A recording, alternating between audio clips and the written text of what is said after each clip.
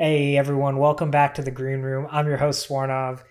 Today I'm joined by John and Amber of Exaquest Carbon, and we're going to be diving into one of the most interesting and hot topics in the climate space in today's day and age, and that is carbon sequestration and carbon capture as a broad market.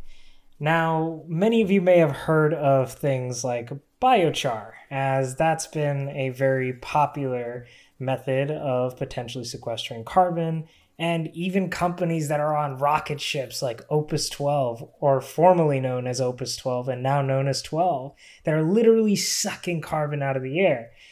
Today, John and Amber are here to help educate us all a little bit more on what potential other alternatives there might be and what the positive and negative benefits of each method is, so that we can better evaluate different options as we dig into carbon capture and carbon sequestration technologies. Amber, John, it's a pleasure. I'd love to get a little bit of an intro from you guys and also share a bit more about what Exaquest is all about. Well, thanks for having us, Swarnav. We're happy to be here. I guess I'll go first with the introductions. So I'm John Lynn. I'm the president and a co-founder with Dr. Amber Yonda of Exaquest Carbon. Exaquest Carbon is a 501c3 research nonprofit, and we're working to develop technologies that will enable long-term biomass storage for CO2 removal, which is something we're going to talk about quite a bit today. A little bit about myself. I originally trained as a lawyer. So science is my second career. About the age of 30, I said, what am I doing as a lawyer? The world doesn't need another lawyer. So I went back to school, retrained in chemical engineering, got myself into the PhD program at Stanford in chemical engineering. I was working on CO2 electrolysis for my PhD research, so exactly what a company like 12 is doing. And I'd say about 4 years in, I said, you know what, I think maybe we need to revisit how we're going to tackle this CO2 problem at a gigaton scale. And we can talk a little more about that later, but I sort of had this realization that perhaps there's a different way to approach this, and that's where Exaquest comes from. I think Exaquest is an approach that has a better chance of working now as opposed to 50 years from now. So with that, I'll turn it over to my co-founder, Amber, for her intro. Hi, I'm Amber Yonda.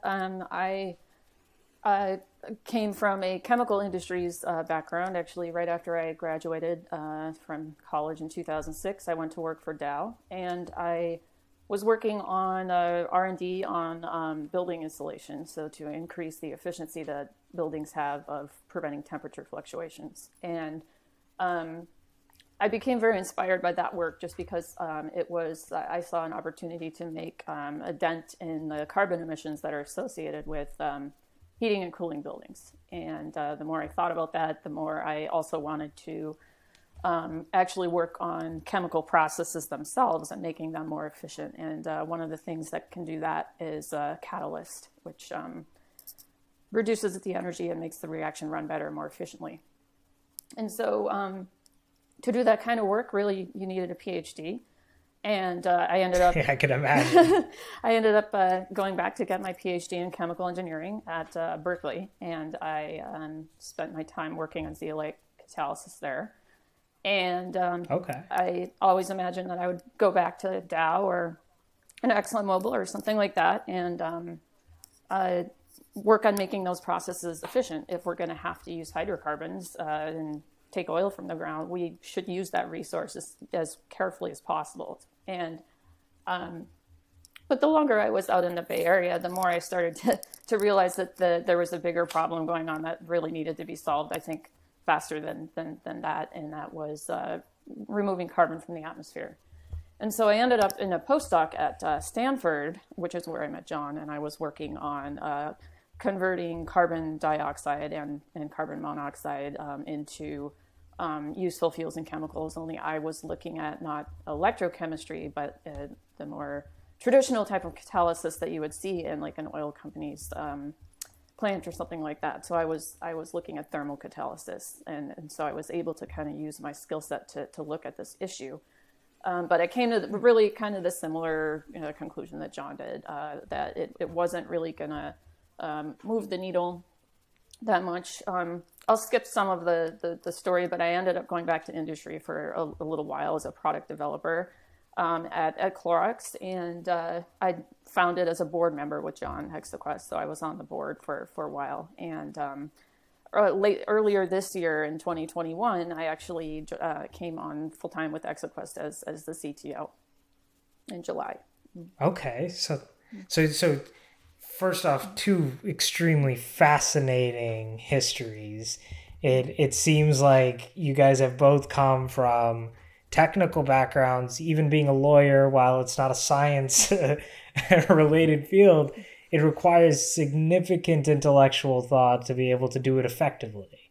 And to be able to apply that skill set, Amber, in your case, coming from a chemicals background, to initially help, in a way, also help with the climate by making sure oil mining is done productively if we're going to go down that route. It's amazing to see how you both have come together and started something to actually introduce, I guess, a more scalable solution to the market, or at least educate people on potential alternative options there are to just using big fans to pull carbon out of the air or using biochar. And I think you guys called it woody biomass as a option that a lot of people are overlooking. Woody biomass is part of it. And since you're asking the broad question about carbon sequestration in general, we can step back for a second and just think for a second about how do you remove CO2 from the atmosphere? And really, there are only three ways to do it. There is the direct air capture technology that you mentioned. So the fans, you're picking up 400 ppm CO2, and you're going to separate it and then store it as CO2. There's another technology that Amber and I, admittedly are not big experts in. It's called rock weathering. So certain rocks, think of like volcanic lava, comes out of the earth, and its chemical composition is dominated by silicon. So you have these rocks that are magnesium and calcium with silicon, and over time the silicon is replaced by carbon in a weathering reaction. So you get calcium or magnesium carbonate. So calcium carbonate's limestone. And there are people who want to take that natural process and speed it up. So that's not necessarily a bad idea, but it has plenty of adherents and plenty of people who are trying to do that right now at scale. Now, what we think is being overlooked is focusing on the third mechanism for CO2 capture, which is photosynthesis. And you would say, well, no, photosynthesis isn't being overlooked. People are obviously aware of it. They know that plants and trees capture CO2 and they store it in the biomass. But what we think was being overlooked was the potential to intervene in the carbon cycle.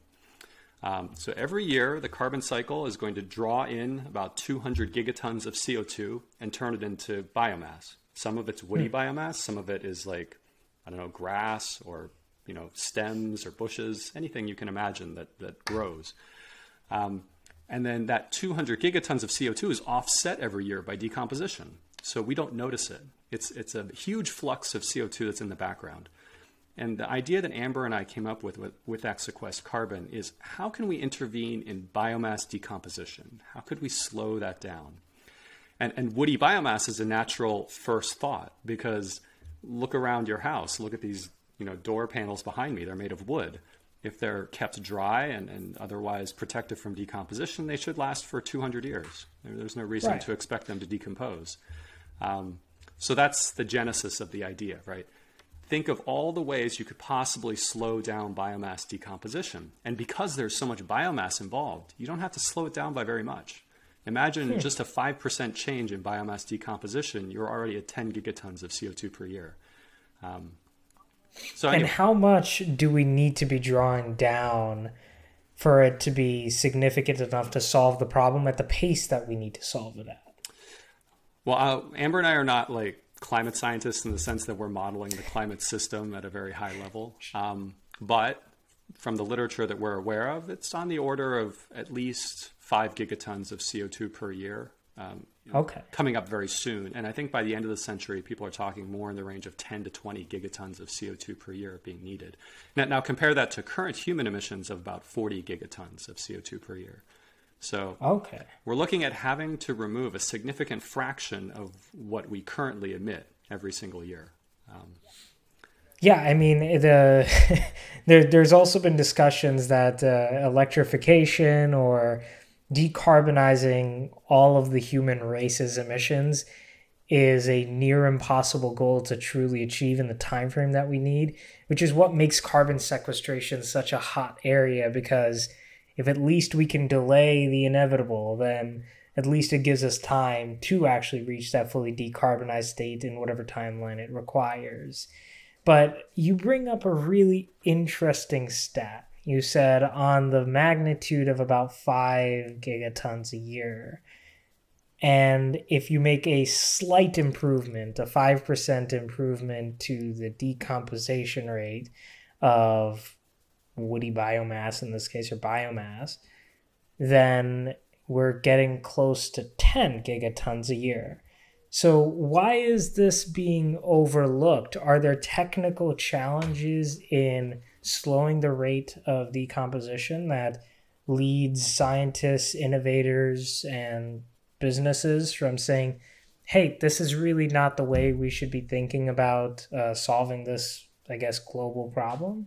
Yes. So, yes, certainly, like with any way of sequestering carbon, you're going to have some technical challenges, and there are some with storing biomass and preventing its decomposition. And I'll give a couple examples of that. One would be microbial decomposition that's going to happen, fungal decomposition. So you're going to want to decrease the rates of those. You can do that a number of ways. One way that we found in the literature is to just keep it sufficiently dry, the biomass. The microbes need sufficient water and nutrients. And this is like, yeah.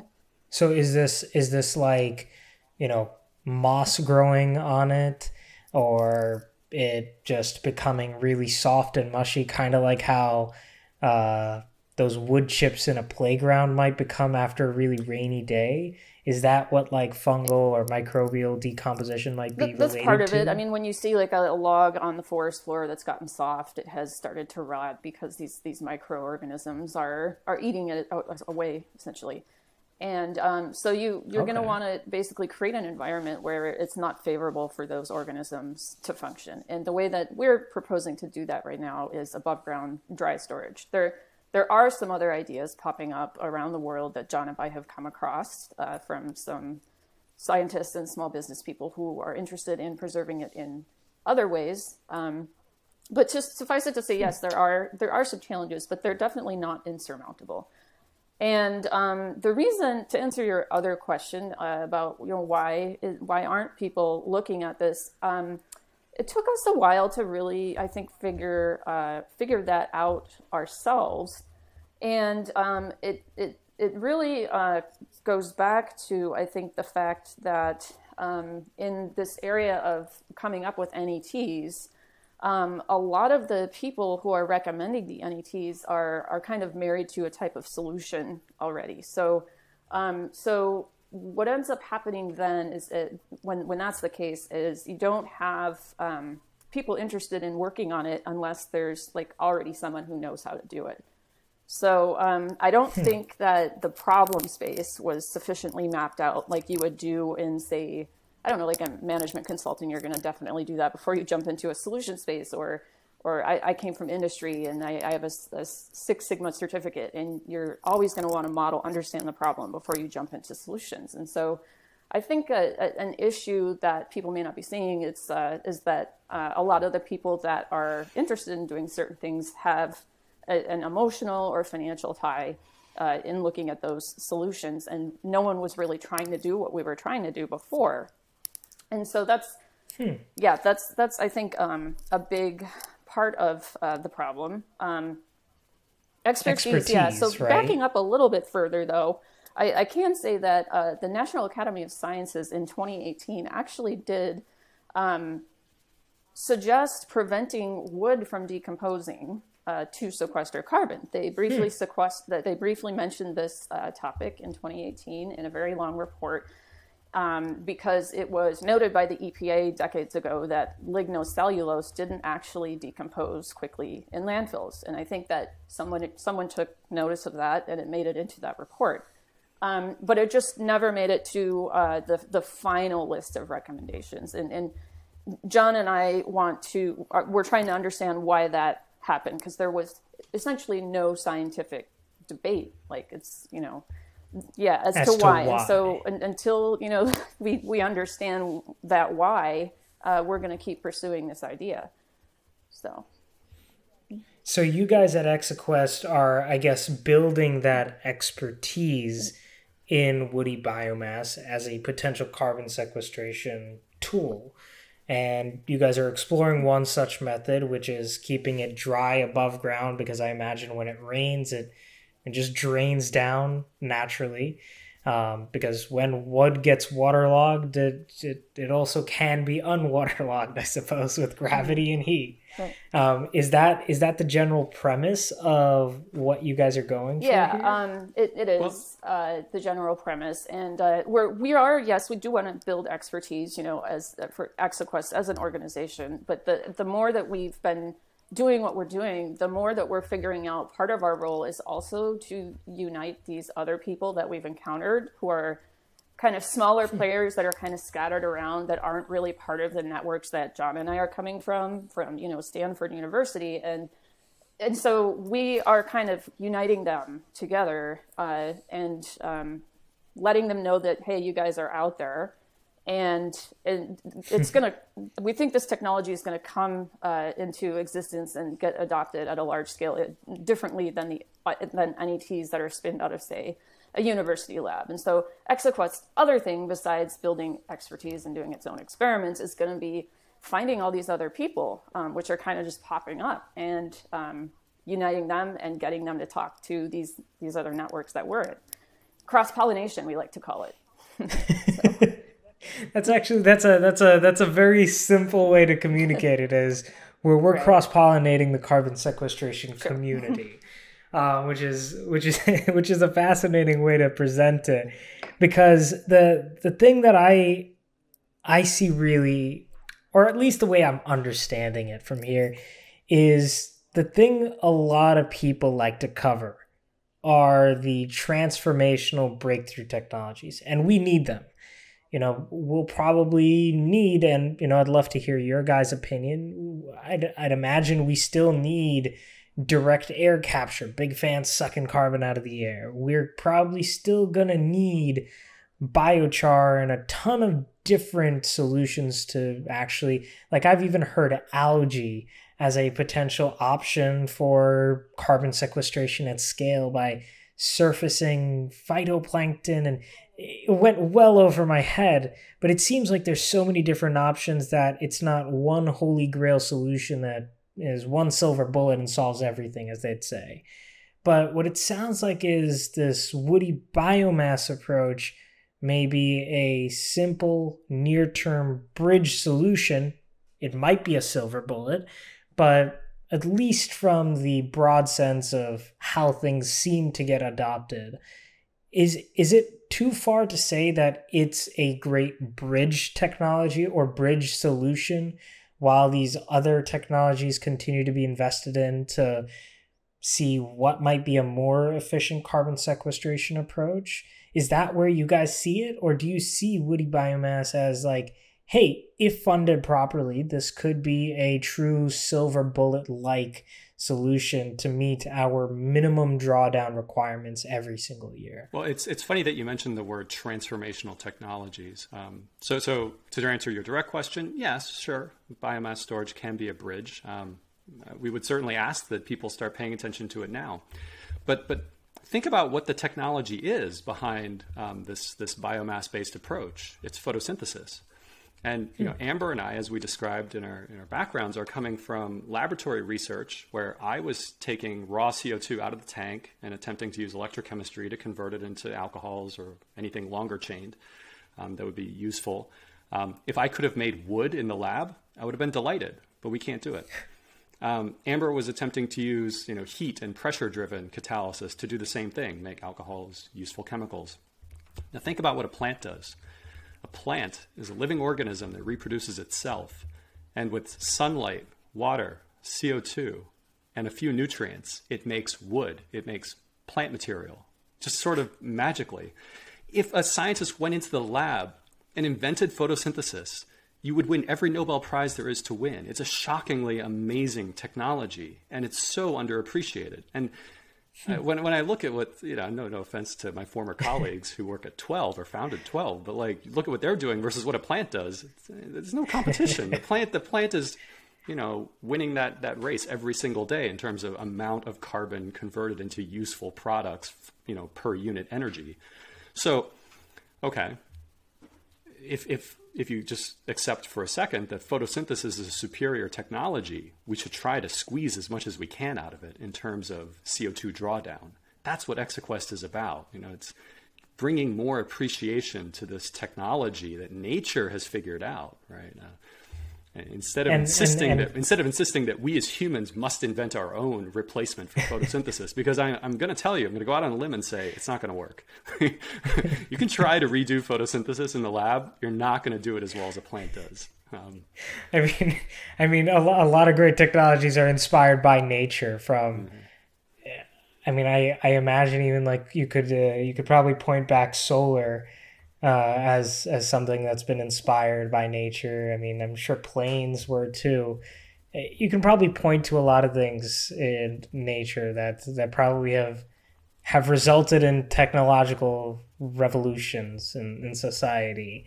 But that's actually, when you mention scale photosynthesis, the first thing that pops into my head is not biomass, like, hey, how do we slow the rate of biomass degrading, because supposedly that fallen tree is still actually pulling carbon out of the air, which was that was new information to me as well. But as I've come to learn more about it, the first idea that pops into my head is, well, I guess we just need to learn how to scale and plant more trees, because there's plenty of deforestation and there's enough land, globally speaking, that we could probably go into and start planting. Is it a slower option? Are we thinking more long-term at that point? Probably. But it seems like the most scalable approach towards achieving this overall objective of scale photosynthesis. What led you guys to take that even further? What's that turning point that can go on in my head and in the audience's head that could help me understand that, well, it's not just planting trees. If we want to leverage nature's technology, then we have to do blah because of blah. I haven't made that connection yet. Sure. So think of a forest, a nice, healthy, fully grown forest, no deforestation happening. It's at steady state. Okay. You have trees that are growing and some trees are dying. And the fully grown, mature forest represents the carbon cycle. Some CO2 is brought in every year. It makes biomass, and some plants and trees are dying every year, and they emit CO2 as they decompose. What you want to do, obviously growing trees is a good thing. So take areas that used to have forests. Now you want to regrow the forest. That's excellent. You want to turbocharge that. You want to say, once we grow the trees, let's now think of creative ways so that even when the trees die, they don't decompose. That's a way of taking that, what people would call with reforestation, they would say that's a sort of a temporary or like a type of carbon sink that could become saturated. Well, now you can add to that and you can say, well, no, it actually doesn't become as saturated as you think, because now when trees die, like a storm comes through, knocks over a bunch of trees, a drought or a disease comes through, kills a bunch of trees, those trees aren't going to decompose. You can now harvest them and then put the wood into storage. And so it becomes a longer term solution. Meanwhile, nature will continue drawing down CO2 through photosynthesis every year. So here's an analogy that might help is think of a bathtub, right? And the photosynthesis that's making biomass is water pouring into the bathtub, and the decomposition back to CO2 is the water draining out of the bathtub. You don't need to plug the bathtub entirely. You don't need to stop decomposition. You just need to kind of slow down the rate at which the water drains out. And guess what happens? More water in the tub. That's what we're doing, is we're sort of increasing the store of biomass that we're keeping track of, basically. And that could be done through some, do we have to go as far as genetically modifying tree seedlings, or Is it as simple as just saying, hey, tree is dead or it's fallen. Now let's take it, chop it up into mulch and throw it in a tub and lift it in the air? Is that like the oversimplification of what's going on? I would say no genetic modifications needed, and you don't even have to chop the tree up. Actually whole trees, when you grind up a tree, it's going to decompose faster. So keep it whole and find ways to put those logs into storage. We claim that you are going to be able to do that with very little energy input, and you're going to get a huge CO2 drawdown benefit from that.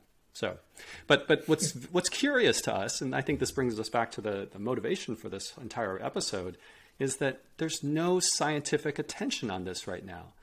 It struck me, me as a PhD student, chemical engineer, I was like, somebody should be working on this, right? It's been suggested. We're not the first people to come up with this idea of burying logs or storing them above ground. You could even sink them to the bottom of the ocean. There are many ways to try to remove them from an environment where they would decompose, but nobody's trying to do it. Yeah, it seems to me like something that's a gap that we should fill. And we could not persuade anyone at Stanford, anyone connected to Stanford, to take this seriously. So we said, well, you go out and start a 501c3.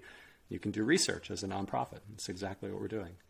And is there, I know you mentioned there's no reason. And when I understand the approach and the methods and the technology that you guys are going after, not really even technology, it's really just how do we scale what nature's already doing is the proper way to communicate this. It makes sense, albeit I'm not a PhD in this. I'm just a guy on the internet that people are listening to that understands climate. I come from the energy space, so what do I know? But at the same time, it passes like a first principles check, which I imagine other people also can see.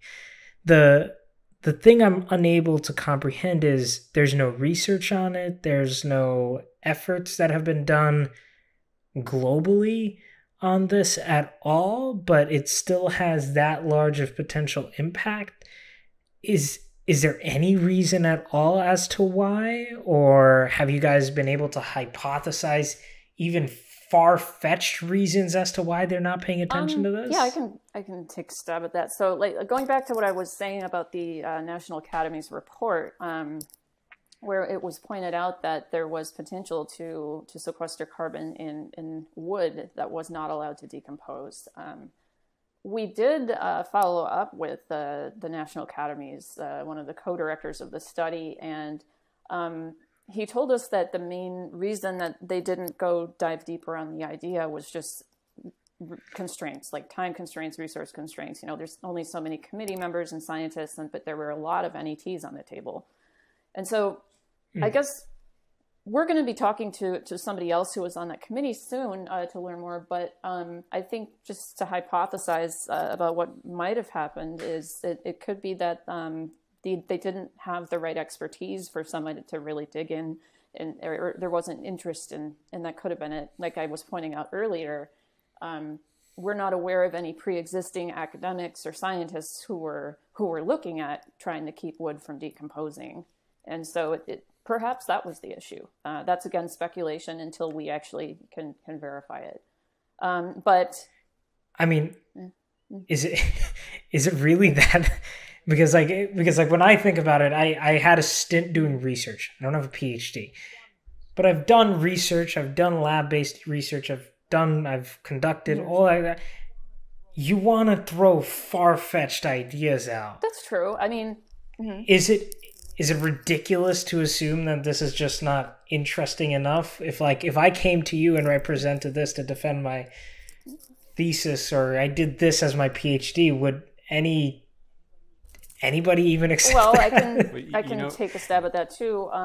One professor at one of the top universities, top is in one of the better known R1s in the US, did actually tell John and I that this subject of biomass preservation was too applied for a university professor, and that was the reason that he wasn't interested in looking at it. And so it could be that the specific professors and universities that people are going to, or I don't know where you were planning to take your thesis idea, but if you're planning to take it to some of the places that John and I have a lot of connections with, they may not be interested in it because of that applied aspect. It's not sexy, you know, as opposed to theoretical. So that could be part of it. We think that some evidence that may be the case is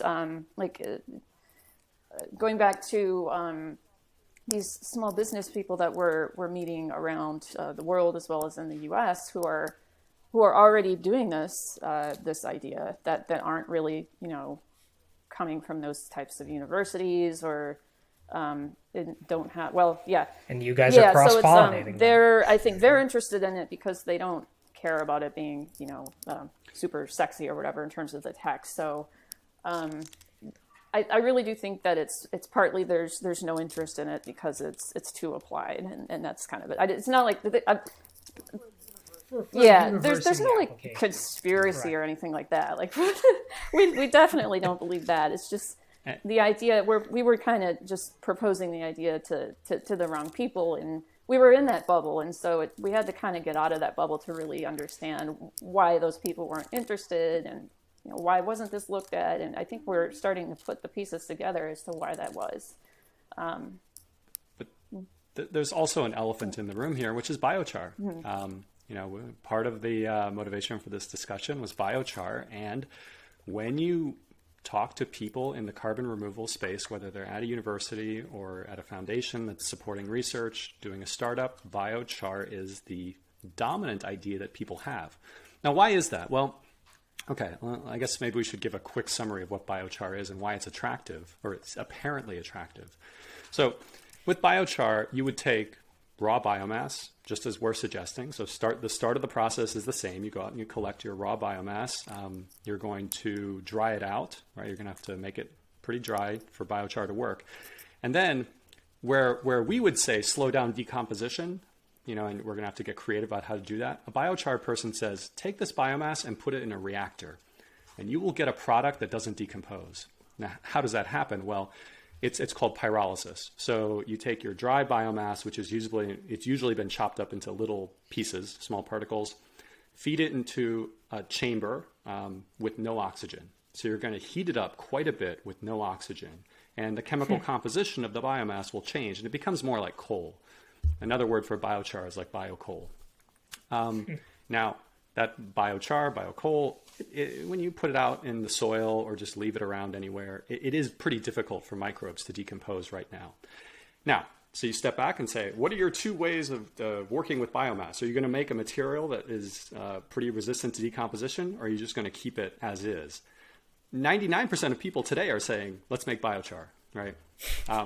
So I think this is a good segue into our discussion of biochar. It's Amber and I don't believe in biochar, and I'm not sure how else to put it. There are layers to this of why we're not particularly attracted to it as a technology, but maybe I'll just give you a chance. Is it possible that it's because like a biochar is hot? Yep. It is. It feels like. Again, there's hype cycles in technology. It's the same in climate. It's the same in life in every area. There are hype cycles. Biochar seems like it's on its rise, reaching that climax point where everyone's like, biochar saves the world. Mm-hmm.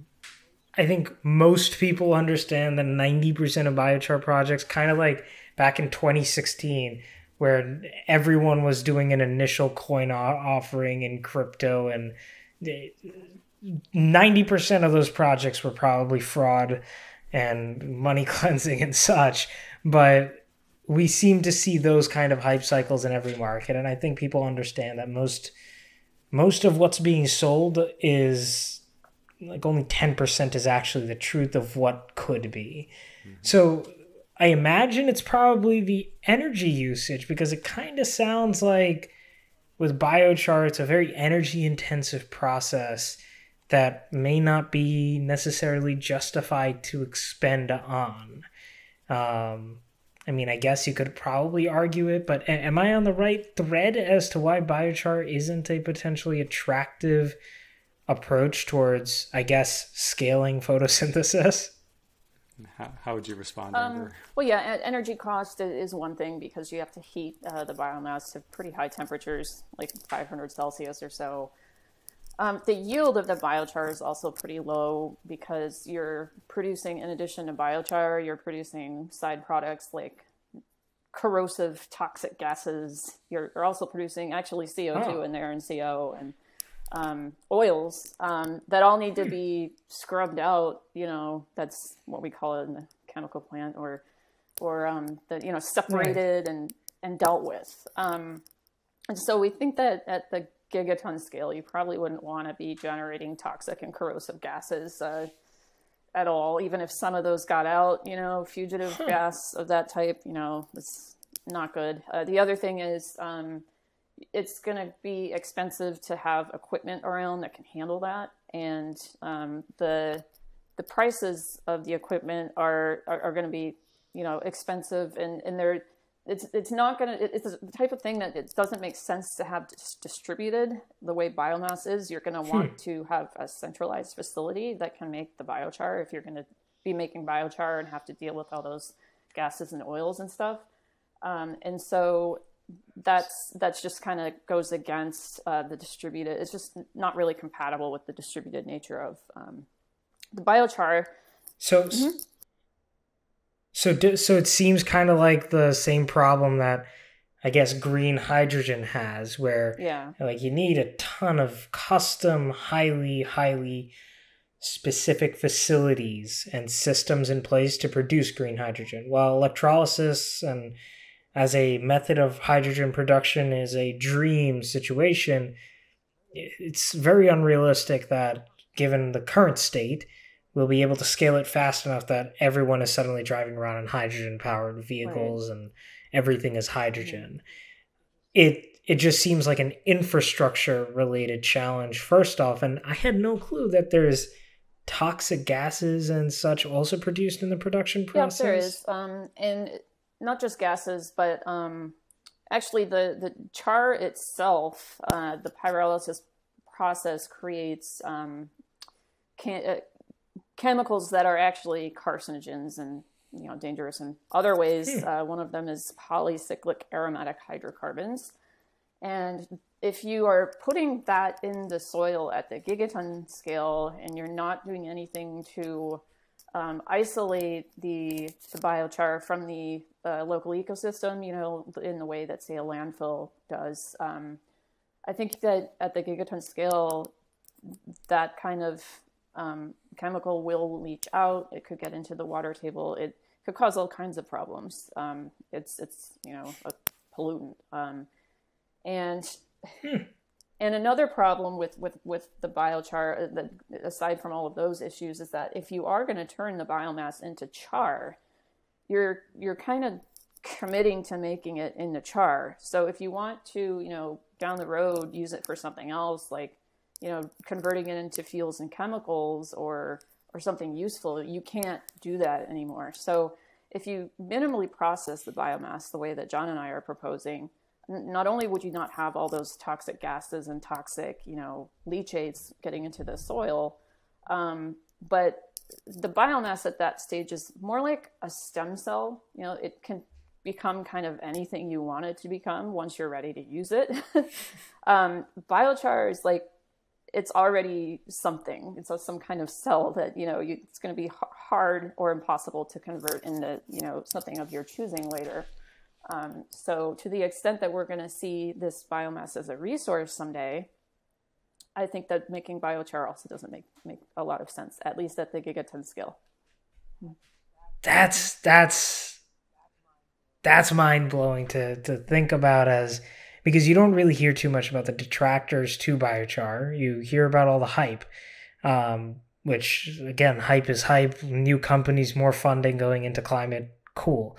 A solution is better than no solution. But at the same point, it'll like if I try and explain your guys' proposed solution in oversimplified English, it's tree falls. I have a number of them in my backyard from the last hurricane that we got here in New York. You take one of those, you strip the branches and the twigs off, you turn it into a log, and you go throw it on a truck and raise that bed as high and just leave it there. And it'll start sequestering carbon just naturally. It already has sequestered the carbon. What you're doing is preventing it from re-releasing it. Think of a tree as like the equivalent of CO2 that's injected underground, right? So you do direct air capture, you got the CO2, you inject it underground. Now everyone hopes it never leaks out. We're not too sure about that. Now with a log, it's the same thing. Nature has captured the CO2 and it made a tree, a log, wood.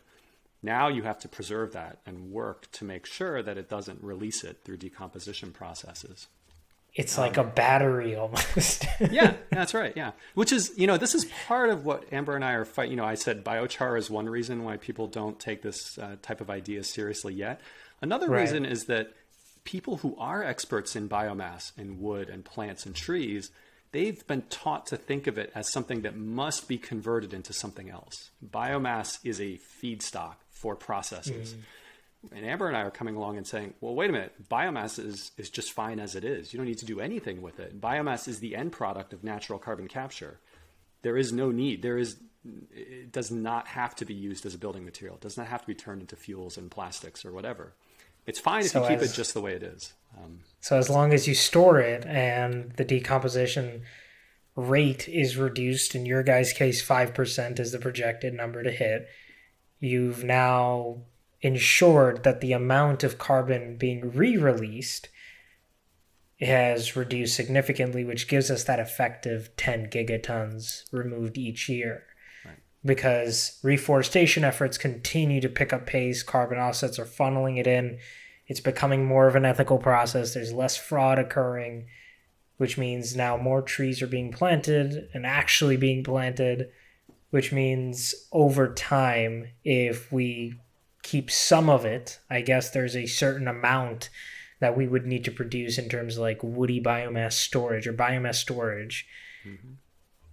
As long as we hit that minimum at a global scale, then we're hitting the targets that you're talking about and the ways to potentially slow the process. It seems like there's numerous ones, such as sinking it to the bottom of the ocean or just lifting it up into the sky so that gravity can do its thing and the sun can do its thing. Well, I'll just correct you a little bit there. The idea with the above ground storage is to kind of build a structure around it. The material that we would choose is waste plastic. So all the garbage plastic that can't be recycled, use that as your kind of containerizing material. So think of like a honeycomb, right? Individual little cells. Now, obviously, we want those cells of the honeycomb to be as large as possible. And each one would contain biomass in storage, and then you'd be monitoring it. And so if necessary, if water did get in for some reason, which it shouldn't, by the way, if you're building a container, you keep the water out. But if for some reason water got in, you have mechanisms to get it out. Airflow would probably be is it like those grain silos? A bit, yeah, similar. Okay. Except with a grain silo, you need to use steel or concrete because you're building a vertical tube, right? Right. So otherwise it would, the grain would fall out. And the natural shape for particles is a cone-shaped pile. So if you're trying to minimize the strength of the materials that you're using or the cost of those materials, you should just allow the particles to adopt their natural shape. It's basically a cone-shaped pile. You also touched on something really interesting, which is technology, right? And I can, when you were talking, I could imagine people kind of screaming at their screens saying, but this is impossible. You're going to have to monitor the wood forever. How will you be sure that it's not decomposing? And this is why we're a 501c3 nonprofit. We're going to develop those technologies. The concept is exceedingly simple. The execution is not.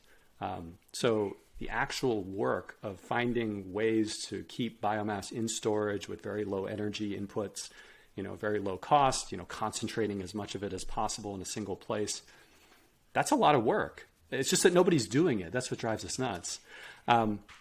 Now, contrast that with the technology outlook for biochar. And this is a bit of a subtle scientific point I'm going to make here, but you're not going to see Moore's law for biochar. It is not going to get exponentially better. And why is that? It's because what are you doing with biochar? You're just heating up biomass in a kiln. We've gotten pretty good at it. Actually, I would say right now, the technologies for building those kilns, for separating the oils and gases, for providing continuous flow of biomass through the process, for providing heat for the system, they're all very good. Are they going to get 2x better in 5 years? No. Are they going to get 10x better in 10 years? No, absolutely not.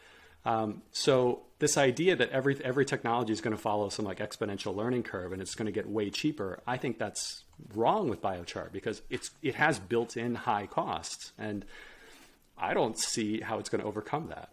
Whereas with biomass storage, we're at the very beginning, and rather than trying to use brute force heat to convert the chemical structure of wood, we're just saying we want microbes to have nothing to do with this. We want to stop microbes and funguses from digesting this material. As Amber said, there are many, many ways to approach that problem. And so we think we're not against biochar per se. Like, I don't want to shut down research into biochar. and that's not a scientific way to approach this type of problem. But it's also unscientific to be closed-minded and say biochar is the only way to handle biomass. And that's what we're seeing, is that there is this refusal to engage with approaches other than biochar. And there are a few out there. The idea of sinking seaweed to the bottom of the ocean. Okay, what are a few others? Maybe taking wood and turning it into some kind of plastic, creative ways of sequestering carbon and wood, using tall buildings, using more wood that way. But if you're talking at the gigaton scale, things have got to be simple. Right. The simpler your process, the better. And we're out there banging the drums saying, there are serious reasons why you don't want to put all your eggs in the biochar basket. How about just a few eggs in an Exaquest basket, right? Like, why just like shut down an entire direction of scientific research? That seems wrong to me. And Amber, it definitely seems like something that requires funding, and be it Exaquest or anybody, right? You're the first entity that I have ever met that has spoken about biomass in this angle, which is fascinating because we need new creative approaches towards things. From my understanding, I think you guys are getting into the pilot stage potentially to try and build one of these units to showcase how it may end up looking if we were trying to scale this system or idea or approach, I guess would be a potential proper term to use here. Is that true? I'd love to learn a little bit more about your guys' pilot project here. Yeah, so we're working on a proof of concept with just 1 ton of wood chips in a plastic water tank. Like John was saying, it is simple. And monitoring that for changes in weight while keeping it dry. And it's that simple. Now we aren't saying that that's kind of the way that you would do it on a gigaton scale with plastic water tanks and wood chips specifically. We're just kind of trying to demonstrate that this does work. There is one way to make this work. And a picture a lot of the time speaks 1,000 words. So when we think that once we have that example there, that will really start to get people more interested as well. Oh, absolutely. I mean, is there a timeline? Because I'd love to bring you guys back on once that pilot project's done too. The water tank currently sits in Nevada City, California, but okay. we're a nonprofit. We don't own any land, so we're using scientists who I knew through my time at Stanford, who's letting us work on his property. For reasons we wouldn't go into here, we may not be able to continue working at that site forever. So okay, wherever that experiment finishes, we will certainly invite you so you can take a look. And, the initial pictures are on our website. If you go to exaquest.org, under research, the page is called Our First Experiment. Awesome. Yeah. So I guess then, yeah, go ahead. I was just going to say, the reason we chose this above ground approach for the first experiment is that it is what you can do easily right now. I'm just as excited about the potential for underwater storage. So potentially waterlogging biomass, getting it sunk to the bottom of the ocean, and you know, as a company like Running Tide will tell you, you get below 1,000 meters deep in the ocean, and even if the biomass decomposes, the CO2 and methane that's produced will not return to the atmosphere for many hundreds of years. So getting the biomass to the bottom is potentially a much easier approach, just in terms of logistics and the technology that's involved. But if I were to try to sink 10 tons of wood to the bottom of the ocean today, they'd probably arrest me on my way back in. Right? This is not something. There are legal, regulatory, social issues that have to be dealt with. So when it comes to just like storing wood above ground, we feel pretty, it's an easy solution that works today. Exactly. I'd like to just quick add something, if you don't mind, to answer your question about experiments a little further. So John mentioned what we're specifically doing, and then there's kind of two other things to hit on, which is the smaller businesses that we're in contact with that are also doing similar things, only not quite the above ground approach that we're looking at. That's going on right now. But then it turns out that also nature over the last several tens of thousands of years has come up with plenty of its own examples as well. We have a collection actually of articles about wood that has sank to the bottom of lakes, like the Great Lakes. That's not tens of thousands of years old, but there are hardwoods there that have sunk to the bottom from when the logging industry was active in the 1800s, and they're actually being removed and they're perfectly preserved and they're being sold because it makes sense now to sell the wood rather than just let it sit there. There are other examples of trees that just got buried for whatever reason tens of thousands of years ago and are dug up and they're perfectly preserved. And those are a buried tree, and we're not, that's a little bit out of scope of what we're doing, but it does show that, under the right conditions, this wood can last for millennia. And then there's also examples of, ships that sink in saltwater or freshwater. And so there are lots of little experiments out there if you just look for them and try to understand what the conditions were that allowed that to happen. Yeah, and what you guys are trying to do is take the small hints that nature has given you guys and reproduce it in a scientific way. Mm-hmm. That's right. And even more than that, we just don't want to do what everyone else is doing. If you think biochar is a silver bullet, get in line. There are 1,000 people and 1,000 startups who agree with you, and they're getting plenty of money. And if biochar is the answer, I can just go to the beach and just read some books because I don't need to worry about climate change. Same with accelerated weathering, same with direct air capture. There's so much frenzy around those technologies that, one more pair of researchers from Northern California isn't going to make a difference. But what really could matter is a technology with lots of potential that no one's paying attention to. And that's where I prefer to spend my time. I think we are providing real value. And, Amber has mentioned kind of obliquely some of these other organizations that we're in contact with. I'd like to give them a little shout out here. Both of these companies applied for Stripe's carbon credit purchase program and were summarily dismissed. They did not get past the expert review panel, which is stacked with people who don't think that our particular approach is a great idea. Enhanced Biomass Sequestration is based in Australia.